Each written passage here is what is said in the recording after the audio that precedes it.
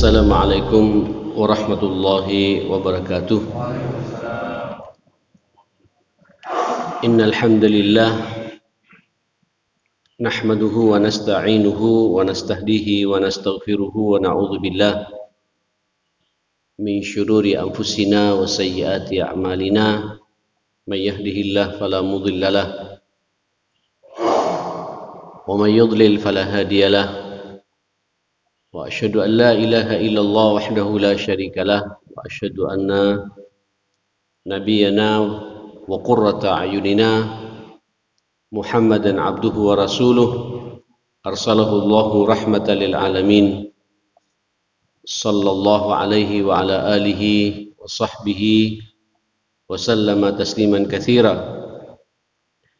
Ya ayyuhalladzina amanu taqullaha haqqa tuqatih wala tamutunna illa wa antum muslimun.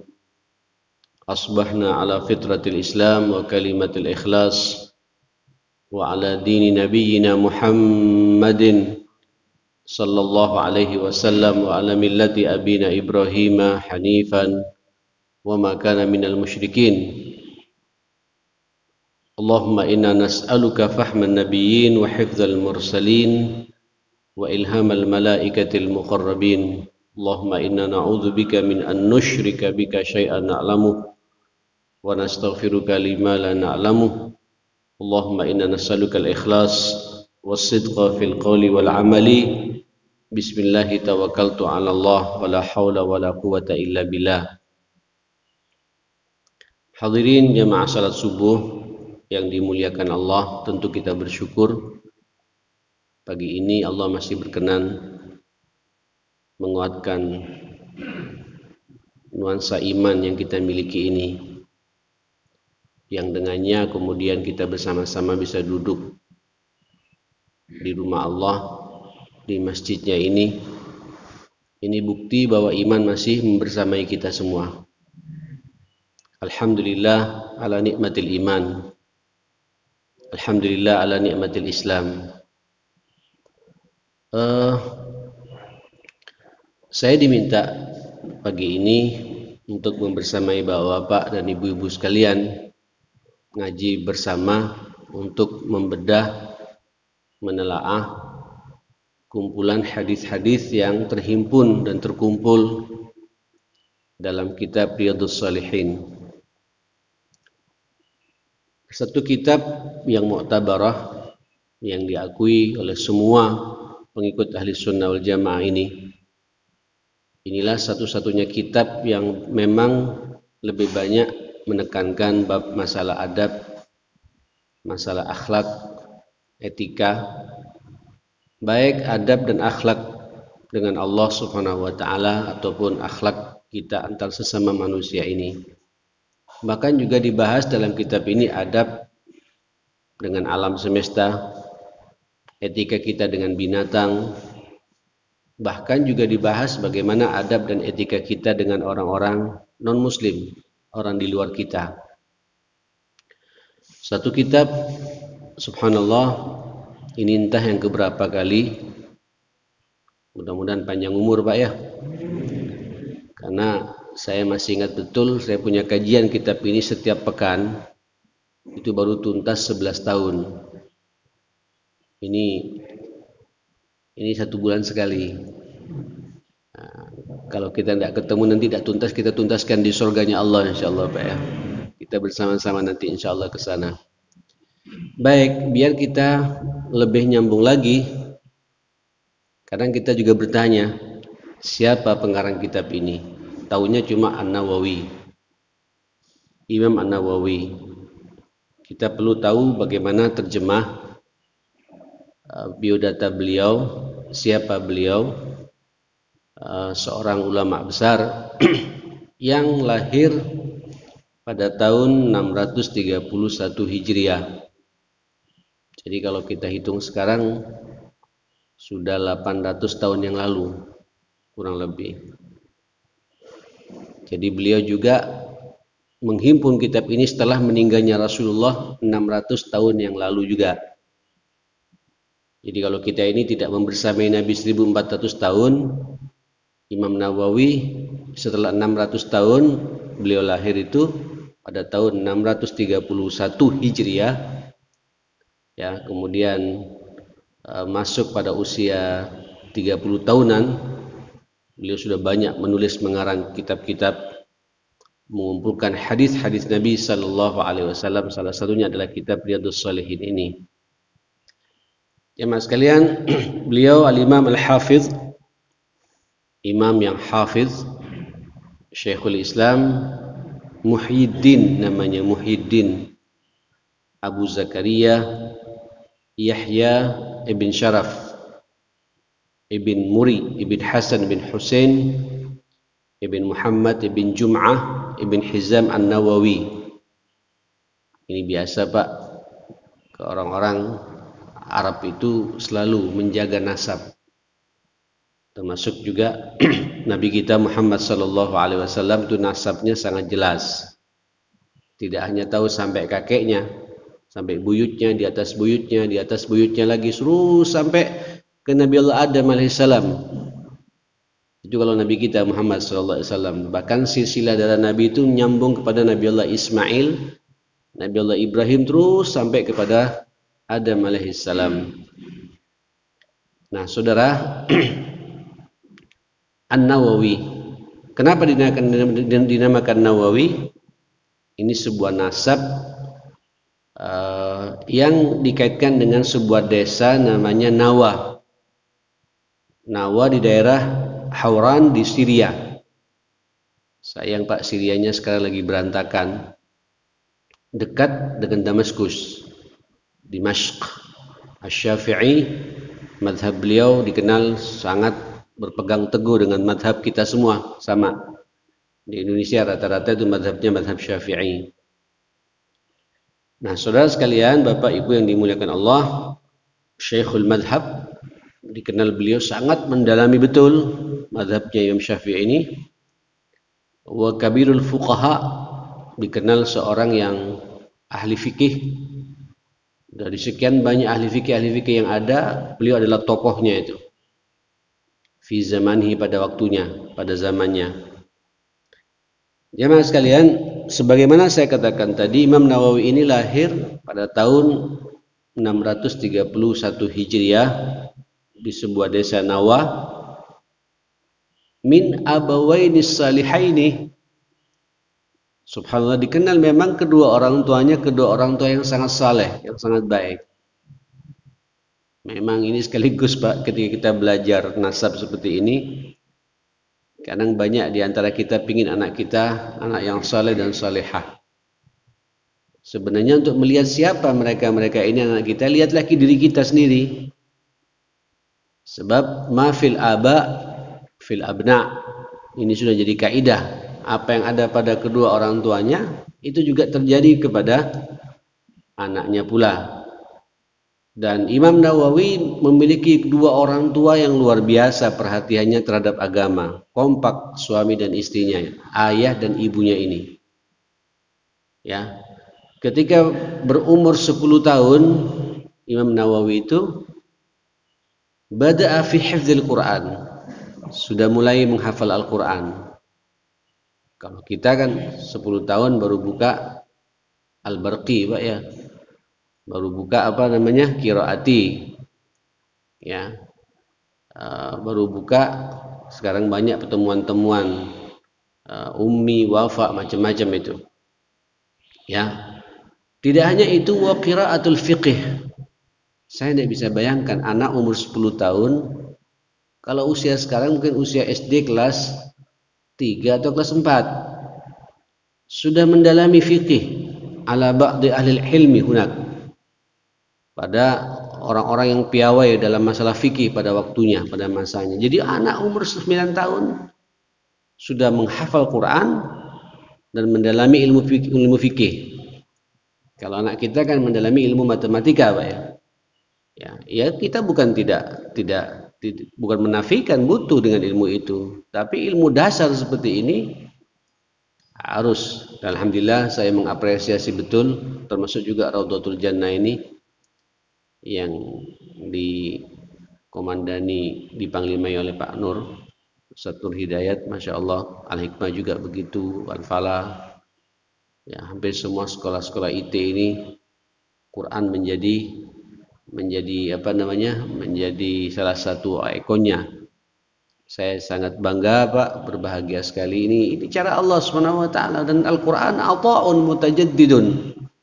Pemberian dari Allah yang selalu up to date, semakin dikaji semakin ditemukan ilmu-ilmu baru. Kebetulan saya di Wafa, dulu juga di Ummi, saya mencoba untuk mensinergikan semua potensi ini, karena nanti tidak mustahil 5 tahun ke depan, 10 tahun ke depan sudah nggak update lagi tuh Pak, temuan ilmu-ilmu saat ini, karena kondisinya sudah beda. Ya, sekarang sudah semua pakai Zoom, pakai online. Bagaimana sekarang cara efektif belajar Quran dengan seperti itu? Pasti ketemu nanti ilmunya itu, jamaah sekalian. Kita kan masih ingat Pak ya, tahun 70-an, tahun 80-an baca Quran itu, alif, ba, ta, waduh susahnya. Sekarang instan semua. Inilah mukjizat Al-Quran. Dan wajar pada masanya Imam Nawawi, Masya Allah, 10 tahun sudah bisa menguasai Quran dan menghafal Quran dan membaca kitab-kitab fikih.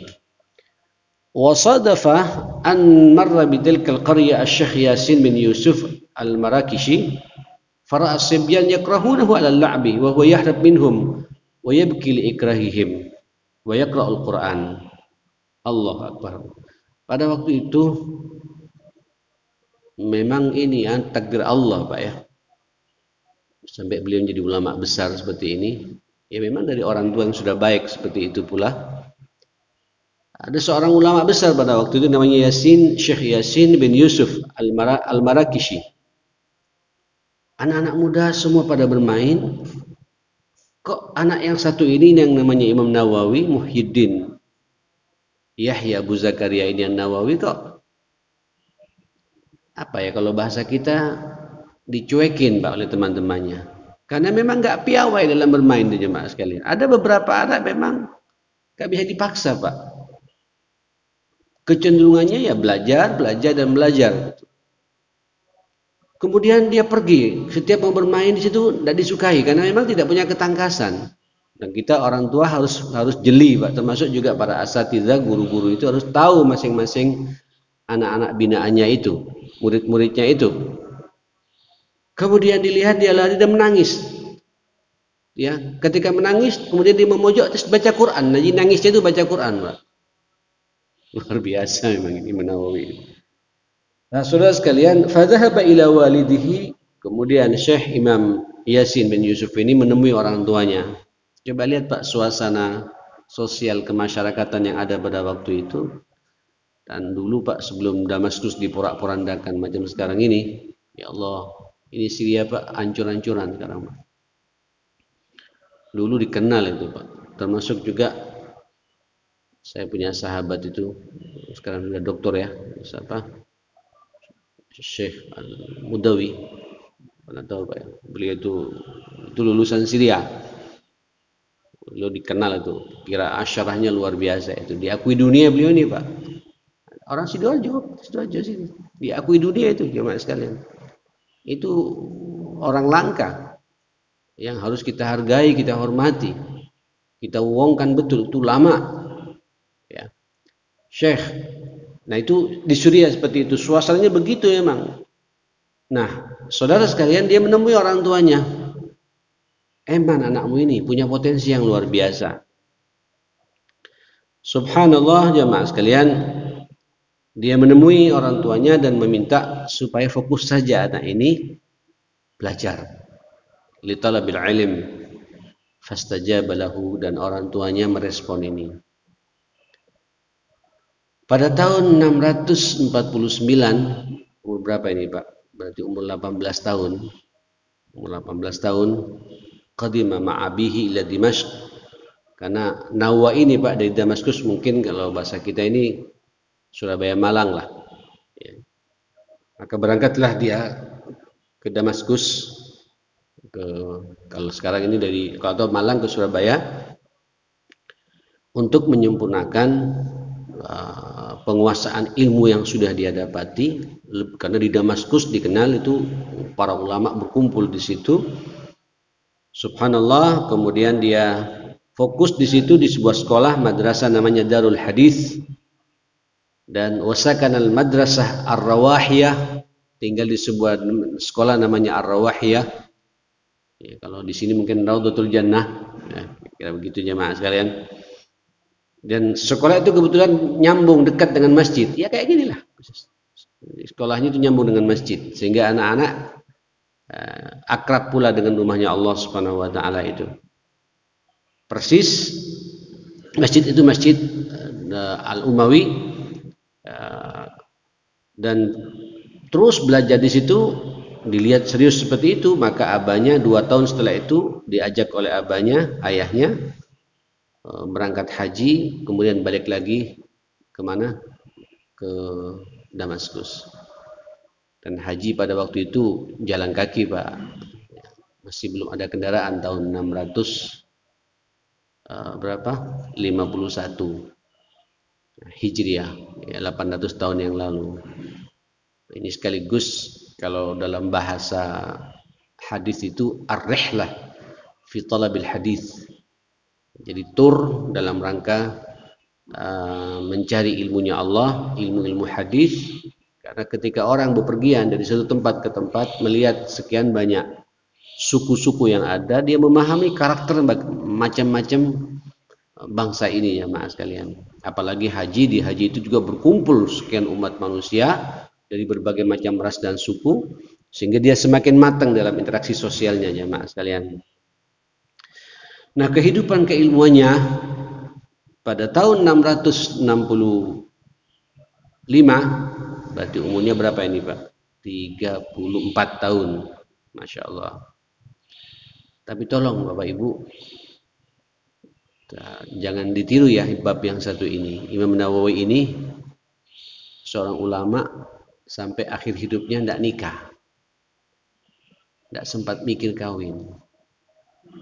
Dan ini banyak, Pak, termasuk juga Syekhul Islam Ibnu Taimiyah tidak kawin, jemaah sekalian.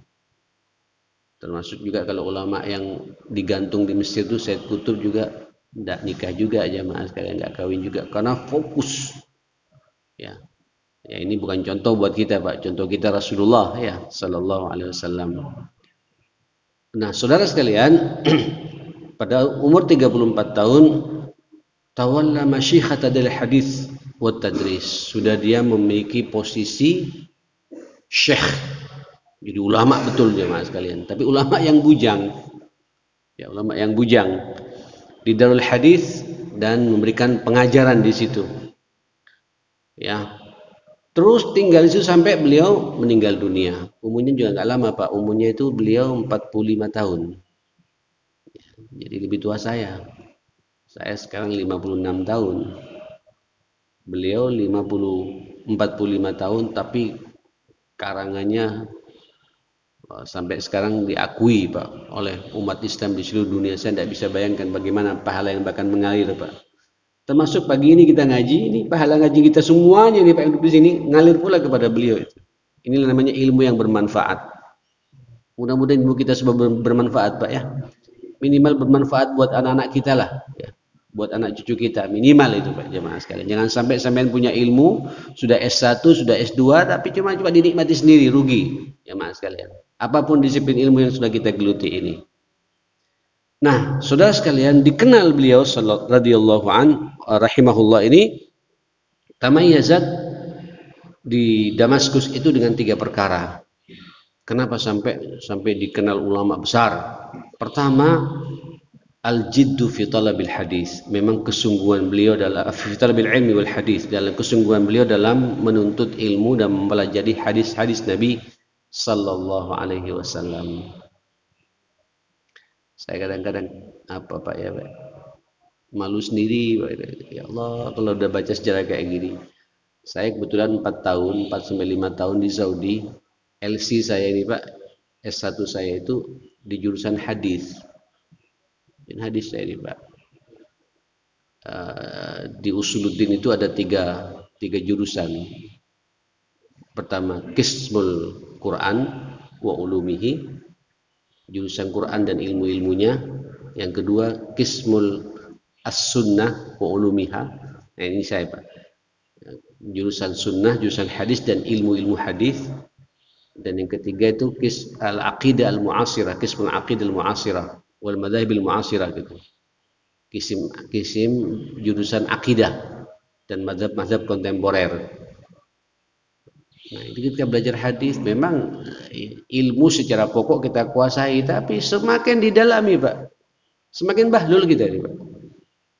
Semakin kita butuh haus. Ya, enggak usah sampai hadis-hadis itu. Ya, saya punya spesialisasi pula di jurusan tazkiyatun nufus. Kitab tazkiyah saja dikaji, Pak.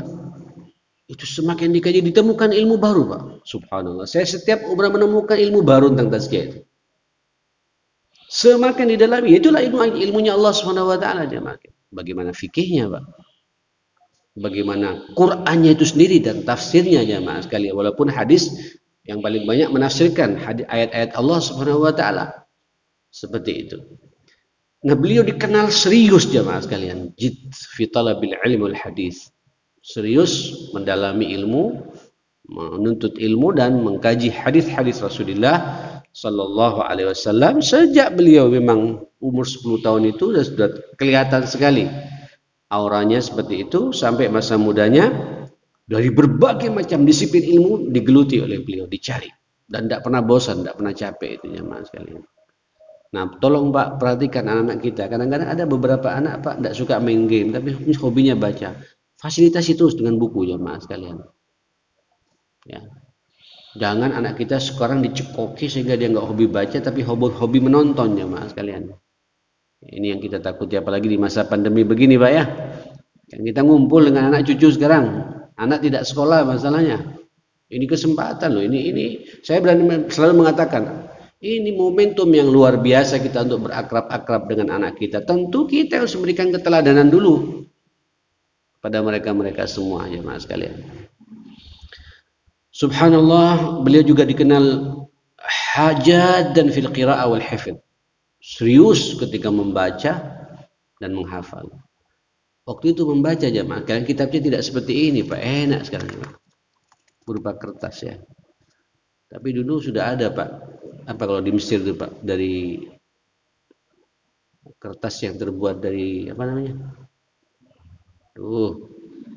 Kalau sampean pernah ke Mesir itu kan misalnya diajak city tour masuk ke sebuah museum dari ini, Pak, dari pelepah apa itu, Pak, cek jadi kertas itu sudah ada. Dan saya bayangkan bagaimana kitab beliau namanya Riyadhus Shalihin, kalau sekarang ini ada 2 jilid seperti ini, di zaman dulu berapa jilid, jemaah sekalian gitu.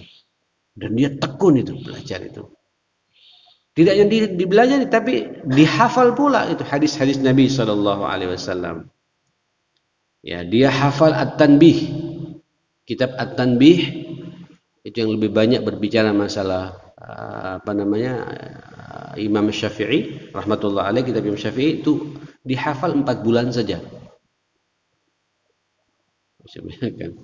Kalau Quran umur 10 tahun, ini belajar At-Tanbih, memang ini modalnya Quran, Pak. Kalau sudah kita akrab dengan Quran, itu menghafal yang lain jadi ringan memang, jemaah sekalian. Saya perhatikan penghafal Quran sekarang di Saudi, di Mesir, di Yaman, di Syria, di Qatar, di mana saja, anak-anak muda yang kecil-kecil masih umur belasan tahun, mungkin juga ada di bawah 10 tahun, 9 tahun, 8 tahun. Itu juga bisa menghafal mutunul hadis dengan sanad-sanadnya, jemaah sekalian. Kitab Bukhari Muslim, Pak, dengan sanad-sanadnya. Bisa dibayangkan. Ini cara Allah, Pak. Betapa Allah ingin menjaga agama ini. Ya.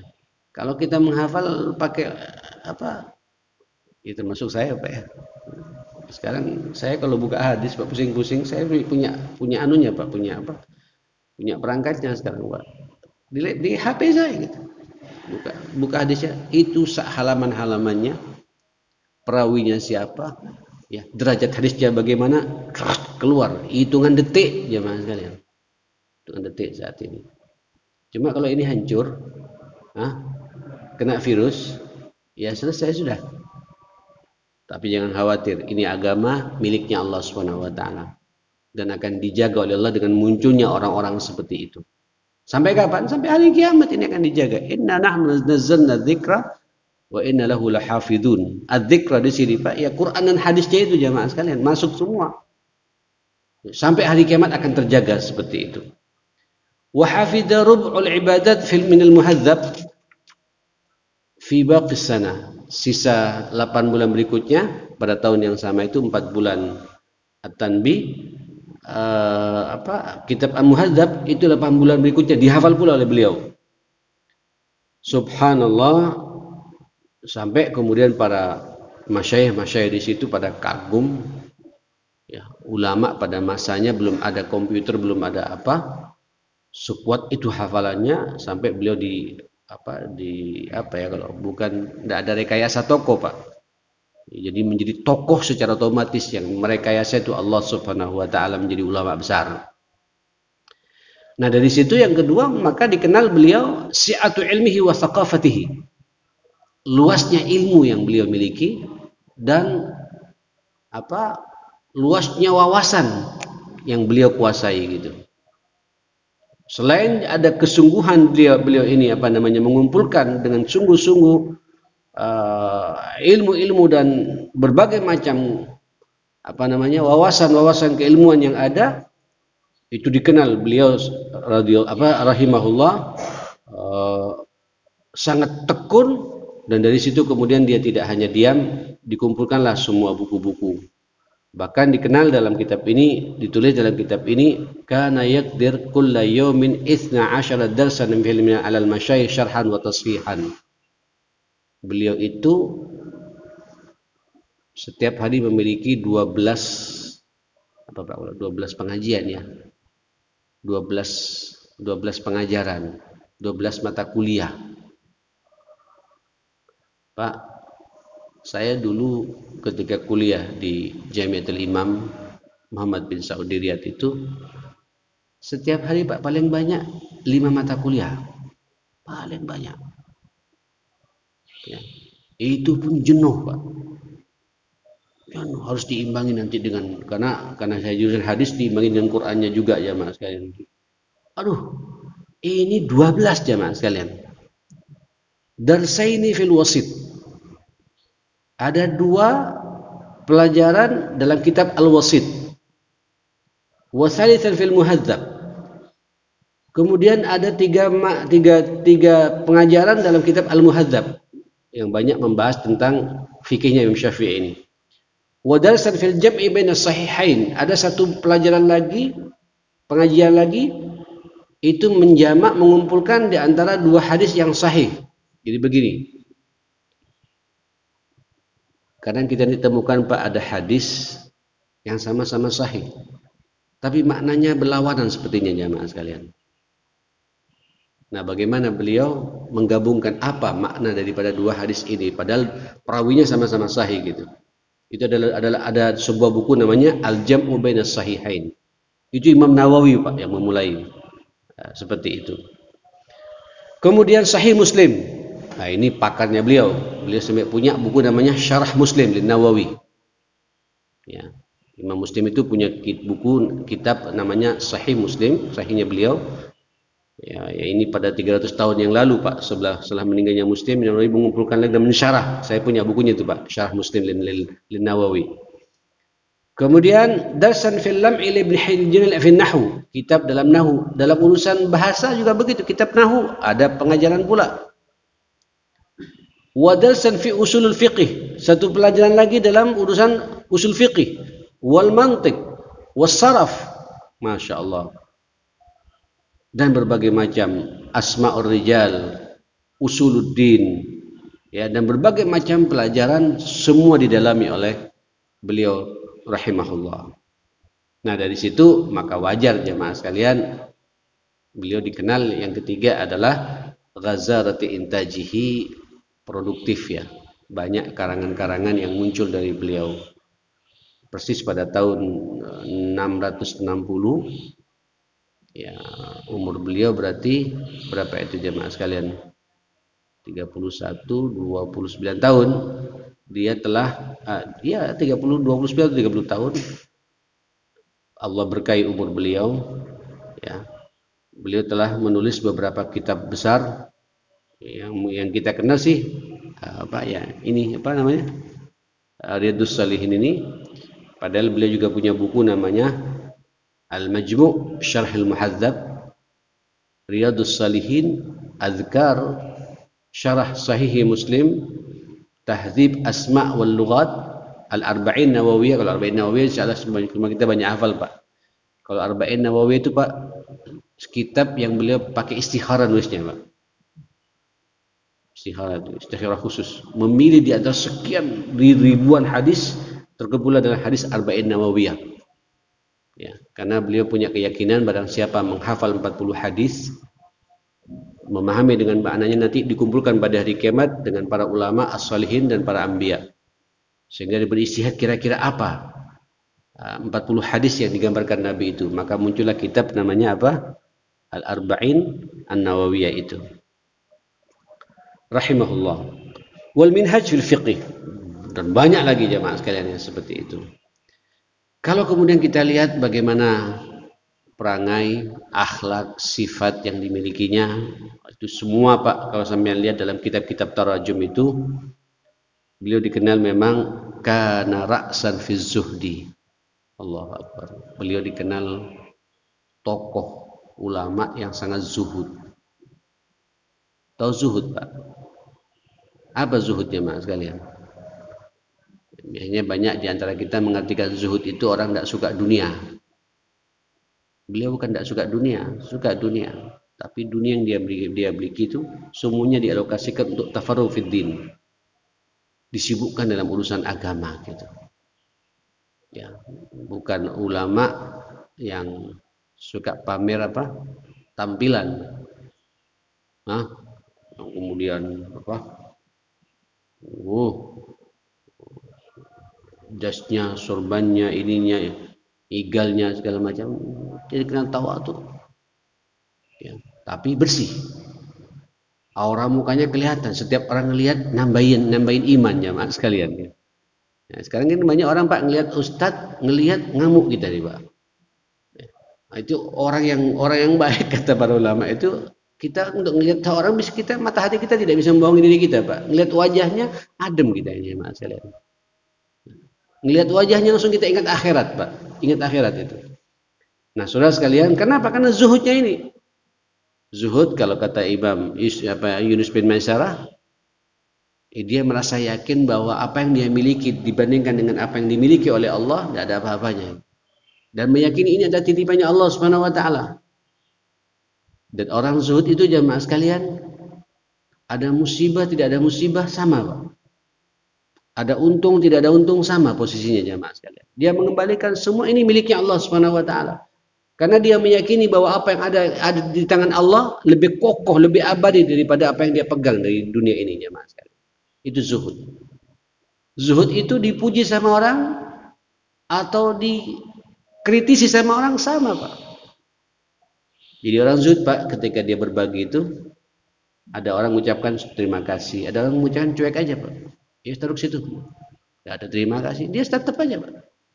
Saya berbagi ini karena Allah, ya, tidak ingin mendapatkan apresiasi. Orang zuhud tidak melihat itu, Pak. Dia apresiasi sama orang atau tidak, ya tetap aja. Itu miliknya Allah, cuma lewat saya. Itu zuhud jamaah sekalian. Nah, ini melekat pada siapa? Pribadinya siapa? Imam Nawawi rahmatullah alaih. Wa qudwa fil wara. Waduh, dikenal itu, Pak. Qudwah, uswah, teladan dalam kehati-hatian, waraknya luar biasa. Sampai beliau dikenal tidak mau makan tumbuh-tumbuhan dari Syam. Karena pada waktu itu penguasanya di zaman Umawi itu banyak tanah-tanah wakaf diserobot oleh negara, ya. Kemudian ditanami tumbuh-tumbuhan, Pak. Apa? Ya kayak gandum atau apa? Kalau buah-buahnya itu apa namanya? Ya korbannya, ya anggurnya, ya semangkanya, apa segala macam. Tahu dari saya tidak mau makan. Kenapa? Takut ini miliknya apa? Hasil wakaf yang dirampas oleh penguasanya, ya Mak. Kalau sekarang kita kan tidak, Pak, ya. Justru Ustadz mendekat, Pak. Pengen dapat ceperannya di situ, ya Mak. Pengen dapat apa saya di sini gitu.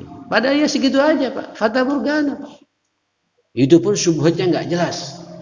Gak ada kita kehati-hatian, ya. Seperti itu. Nah ini, jadi kalau kita belajar seperti ini, kita kita kaitkan pula dengan diri kita. Termasuk yang berbicara ini ya Pak sekalian, jebakan-jebakan seperti ini, Ustadz ini Pak jebakannya luar biasa juga Pak. Kadang-kadang tidak usah itulah. Ketika ada orang bertikai masalah warisan saja Pak, udah kita temui Ustadz Rem. Padahal saya tidak piawai dalam urusan warisan Pak. Yang piawai itu Ustadz Agung ya Mas. Ujung-ujungnya saya masih didampingi Ustadz Agung ya Mas. Itu lobbynya macam-macam Pak. Datang ke rumah dulu nanti bawa ayam geprek itu Pak. Yang satu nanti rivalnya Pak kakaknya ya datang juga bawa sarung gitu. Ya, apa kita? Saya kadang ketawa sendiri. Ya, ini pengalaman hidup. Ini hanya kita kan apa ya? Hanya ingin mengeluarkan kalau Allah kalau Rasul kalau sudah di mukadimah dengan bab-bab seperti ini ngeri Pak. Ada juga yang amplop juga. Ngeri supaya nanti kita condong ke sana Pak. Termasuk juga cekcok masalah suami istri. Dari keluarga istri begini, keluarga suami mendatang untuk dipertemukan. Itu lobby-lobby duluan Pak. Dengan berbagai macam oleh-olehnya. Mohon maaf saya berbicara seperti ini jemaah sekalian. Bagaimana kita mensikapi masalah-masalah ini? Imam Nawawi sangat warak di bab-bab seperti ini ma'asyar muslimin. Subhanallah ya. Wa adimin nazar fi munasahatil hukam wal amru bil ma'ruf wa nahyi anil munkar. Dikenal Pak, tidak takut dia menasihati aparat pemerintah yang ada, penguasa yang ada. Dia menyampaikan apa adanya. Pernah sekali waktu ingin dieksekusi jemaah sekalian, dia ingin ditahan, terus ratibnya itu karena dia menjadi imam masjid di Umawi itu, kalau bahasa kita musyaharahnya itu dipotong segala macam. Dia nulis surat cukup kencang Pak, nggak didengar. Akhirnya dia nggak kuat dan didatangi langsung jemaah sekalian dan disampaikan apa adanya. Padahal niat untuk ditangkap akhirnya gemetar Pak, gemetar sakit, dan suruh bebaskan orang ini Imam Nawawi ini dan biarkan dia duduk di masjid berfatwa sekehendak dia. Wibawa ada Pak. Jadi ulama betul-betul menjadi rujukan jemaah sekalian, rujukan penguasanya, rujukan masyarakatnya, dan tidak bisa dipermainkan ini Pak. Fatwa tidak mengikuti maunya penguasa, tidak. Imam Nawawi rahimahullah adimin nazar fi munasahatil hukam wal amru bil ma'ruf wan nahyi anil munkar. Jelas jemaah sekalian. Kemudian zuhudnya sebagaimana saya katakan tadi sudah cukup jelas itu ya. Beliau dikatakan tafarragal imam min syahwatit ta'am wal libas wal zawaj. Ya Allah, makan tidak berlebihan, tidak sebagaimana makannya orang-orang Arab sekarang Pak ya. Sampai pernah lihat YouTube Pak makannya orang Arab itu Pak. Satu kambing itu 4 orang. Kadang satu kambing cuma 3 orang Pak. Dicuci-cuci dikit terus dibuang. Tapi alhamdulillah sekarang katanya sejak adanya pandemi ini Pak sudah ada hay'ah, mereka itu bekas makanan walimah pernikahan segala macam, ada suatu institusi khusus jemaah sekalian. Ya kalau sekarang kayak Nurul Hayat, kayak EDSF gitu Pak, lembaga-lembaga kayak gitu dikumpulkan dibuat kotak-kotak jemaah sekalian, dirapikan lagi, diberikan kepada tenaga kerja orang-orang yang tidak mampu itu. Itu jelas. Dia itu makan tidak berlebihan. Ya. Wal libas, pakaiannya pun pakaian bersih Pak. Tapi juga tidak kalau bahasa kita nih Pak. Wah gitu. Sekarang kan ya sudah saya kemana-mana nih Pak ya. Termasuk juga zawaj. Sempat beliau tidak mikir pula untuk nikah karena udah sibuk ngurus umat, belajar ya. Ini tidak boleh kita contoh Pak.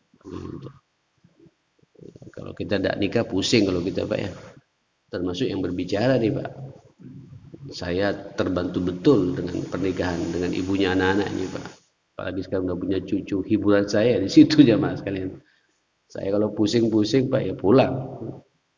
Kalau sampean pusing jangan ke mall Pak. Semakin pusing sampean. Ya, pusing-pusing temui istri di rumah gitu. Kan kata Nabi, man dakhala baitahu wa sallama ala ahli fa huwa dhamin ala Allah. Kalau sampean setiap ada masalah segera pulang. Dan jangan bawa masalah itu ke rumahnya. Temui istri, tunjukkan senyuman kita yang berkah ini, Pak. Ya, Allah Akbar. Bangun keharmonisan itu. Fahuwa dhaminun 'ala Allah, orang itu dalam jaminan Allah Subhanahu wa taala. Jadi kalau kita ingin dijamin oleh Allah, Pak, jaga keharmonisan rumah tangga kita. Sampai lihat, Pak, rumah tangga yang harmonis, rezekinya lancar dan dicukupi semua kebutuhan hidupnya. Lancar semua urusannya gitu. Tapi kalau sampean bermasalah dengan istri, khususnya dengan istri, Pak, ibunya anak yang telah membesarkan anak-anak kita, sampean juga seret, Pak, masalahnya. Rezekinya pun juga seret. Problem bertubi-tubi, jemaah sekalian. Ini hadis Nabi kepada kita. Ya, dari Abu Umamah Al-Bahili, riwayat Imam Abu Dawud, disahihkan oleh Imam Albani hadis ini, jemaah sekalian. Ya, seperti itu. Nah, saudara, Imam Nawawi tidak mau nikah karena memang sibuk, tapi jangan kita contoh, jemaah sekalian. Wa wajada laddat at-ilm at-ta'wid al-kafi an kulli dzalik.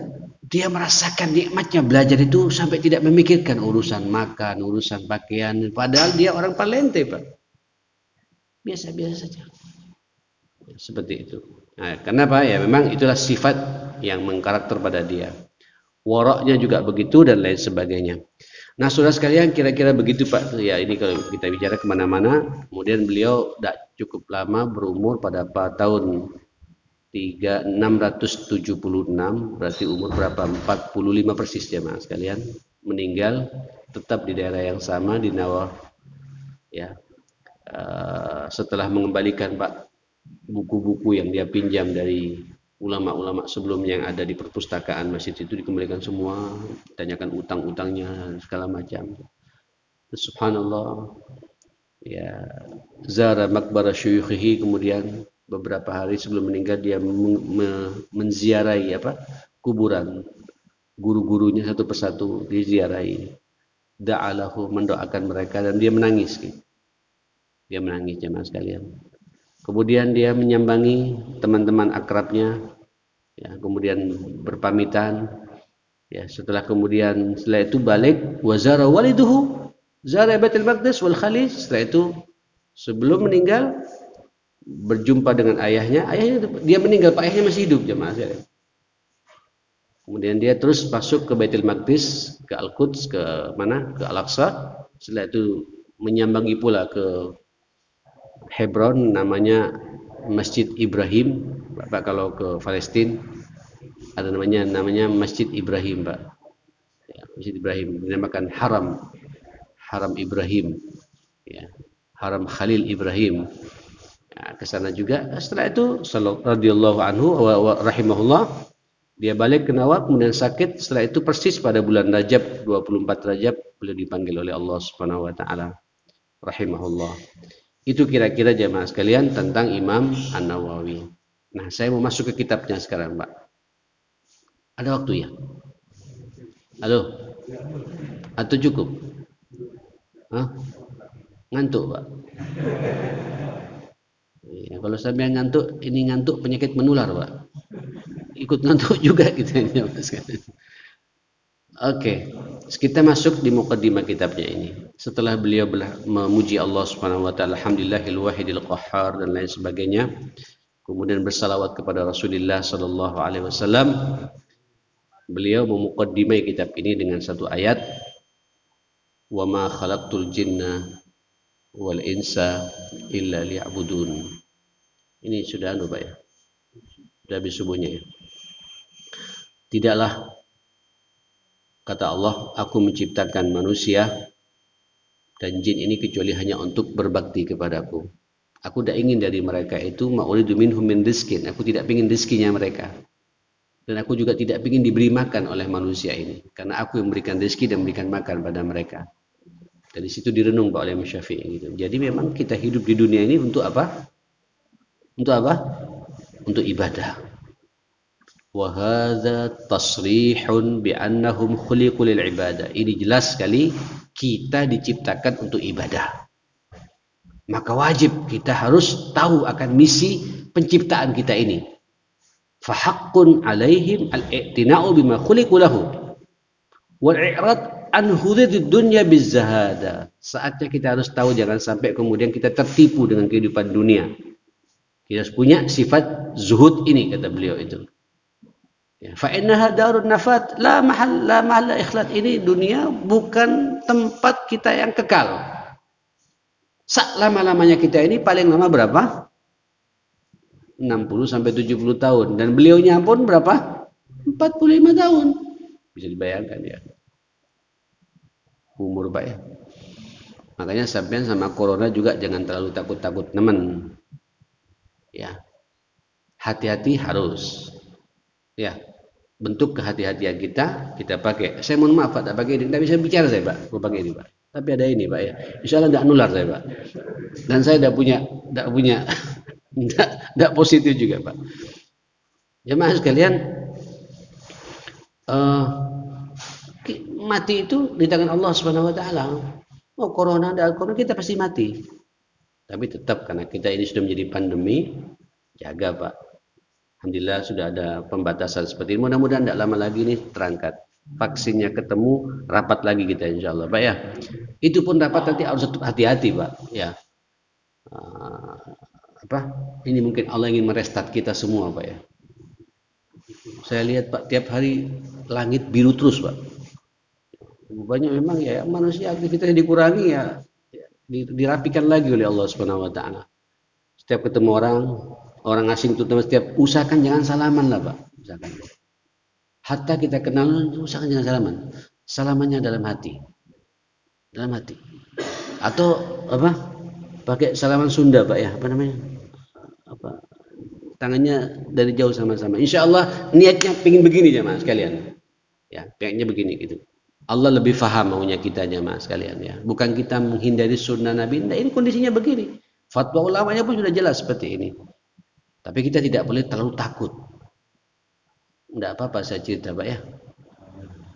Pak, anak saya kena corona Pak. Anak saya kena corona yang di Jakarta. Ya. Subhanallah. Terpaksa saya harus berangkat ke Jakarta. Ya, karena sudah lemes. Di Jakarta juga ada family. Siapa yang ngurus? Saya berangkat 4 orang, saya bawa mobil Pak. Saya, istri saya, anak saya kebetulan dokter satu, dia biasa menangani pasien corona. Sudah punya pengalaman 2 kali dia diisolasi mandiri seperti itu karena dia sudah berinteraksi dengan pasien itu, sehingga dia tahu cara-caranya Pak. Terus satu lagi anak saya yang nomor 3 itu, saya berangkat ke sana. Kita sudah sepakat, tak boleh kita bersentuhan dengan anak ini. Ya, masker kita pakai. Begitu masuk, betul Pak di kamar sendiri. Dan istrinya juga sama-sama tahu loh Pak, saling mengisolasi diri gitu. Dia sudah punya kecurigaan ke sana juga, karena nafasnya panas. Penciuman sudah tidak berfungsi, makan semua makanan rasanya sama semua Pak. Nafas kayak gini Pak. Allahu Akbar. Saya bilang, tapi ibu namanya ibu Pak, tidak kuat Pak. Dirangkul anak saya ini Pak. Dikasih minyak kayu putih Pak. Lehernya, hidungnya. Allah dikerok Pak. Aduh ya Allah. Wis. Aku tawakal pada Allah. Ini anakku. Ngelihat semangat kayak gitu Pak. Ya sudah, kalau aku udah kayak gitu, saya bilang, umurmu 52 tahun loh saya bilang. Saya 56 tahun. Yang paling rawan saya sebenarnya Pak. Harus hati betul. Saya akan berjarak betul. Bertiga akan berjarak sepakat gitu. Besok saya bawa ke rumah sakit di Mayapada situ karena kebetulan ada teman anak saya di swab positif jemaah sekali. Gemetar Pak. Dredeg juga Pak. Kita sudah apa? Sudah kadang masuk ke rumahnya jemaah sekalian. Ini kayaknya terkontaminasi semua ini empat jadi jemaah sekalian. Akhirnya istri saya sudah mendampingi situ. Akhirnya kita cari rumah sakit. Besoknya kita semua swab. Subhanallah. Kita dari Surabaya 4-4-nya negatif, termasuk saya. Pembantunya negatif, anaknya 1 tahun negatif, istrinya positif. Tapi istrinya Pak tidak ada sedikit pun gejala sama sekali. La panas, wala pusing, cuma penciuman tidak berfungsi. Tapi tegar kayak sumringah segala macam. Alhamdulillah istri saya juga, makanya saya katakan jangan terlalu takut. Sampai saya bilang setiap kau masuk kamar mandi cuci tangan. Megang ini kan dia pegang pula oleh istrinya, Pak ya. Pokoknya masker 24 jam saya bilang, kecuali tidur. Karena beda kamar jamaah sekali. Tiap hari saya bawa apa Pak? Apa namanya? Semprot apa nih Pak? Disinfektan apa namanya? Ya. Saya bawa dari Surabaya karena di masjid banyak jamaah sekalian. Saya pinjam. Saya bawa satu ini Pak. Untuk udah. Alhamdulillah. Sampai pulang swab lagi Pak kita semua negatif semua alhamdulillah gitu. Jadi hati-hati takut tidak boleh. Kita takut pada Allah Subhanahu wa taala, tapi kehati-hatian harus. Masker dijaga, jaga jarak ya.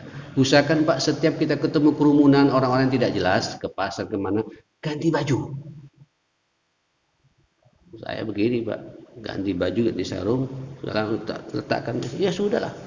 Apa lagi udah gitu anunya protapnya seperti itu. Nah, saudara sekalian, ini kehidupan. Dan kita kembali lagi pada apa yang dikatakan oleh Imam Nawawi, kita harus tahu dunia ini tidak selamanya. Mudah-mudahan sampai panjang umur semua Pak ya. Panjang umur fi taatillah ya. Andai kata dipanggil oleh Allah, baik corona atau tidak baik corona. Loh iya Pak. Kematian itu ketentuan Allah. Pasti kita ke sana jemaah sekalian gitu. Ya mohon maaf. Kemarin ipar saya Pak. Tidak pakai corona pakai apa? Blek. Innalillahi wa inna ilaihi raji'un. Ya, tadi malam ponaan dari Sumeneb jemaah sekalian. Kena apa? Kanker payudara. Umurnya masih 36 tahun. Coba lihat umur. Tidak tahu kita ini. Ganas lagi, Pak. Apa ini? Fenomena apa ini? Tapi dokternya bagus. Ojo takut. Yang ngatur mati hidup Allah Subhanahu wa taala. Aku yang mungkin aku lebih duluan yang operasi besok kata dia gitu. Bagus Pak motivasi. Hidup begitu jemaah sekalian. Yang penting Pak, kehidupan kita dalam rangka ibadah kepada Allah Subhanahu wa taala. Bagaimana rincian ibadahnya nanti di jemaah sekalian? Inilah Pak yang dibahas dalam kitab Riyadhus Shalihin oleh Imam An-Nawawi. Insyaallah kita ketemu lagi di bulan yang akan datang. Allahumma arhamna bil Quran. Allahumma hafazna bil Quran.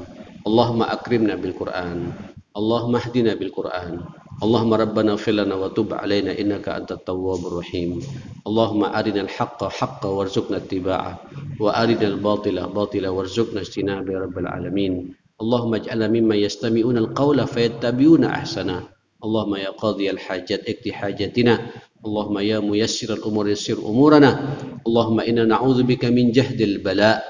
Allahumma inna na'udzubika min jahdil bala wa darakis syaqa wa su'il qada wa syamatatil a'da bi rahmatika ya akramal akramin. Allahumma rabbana atina fid dunya hasanah wa fil akhirati hasanah wa qina adzabannar. Sallallahu ala Muhammadin wa alihi wa sahbihi wasallam. Alhamdulillahi rabbil alamin.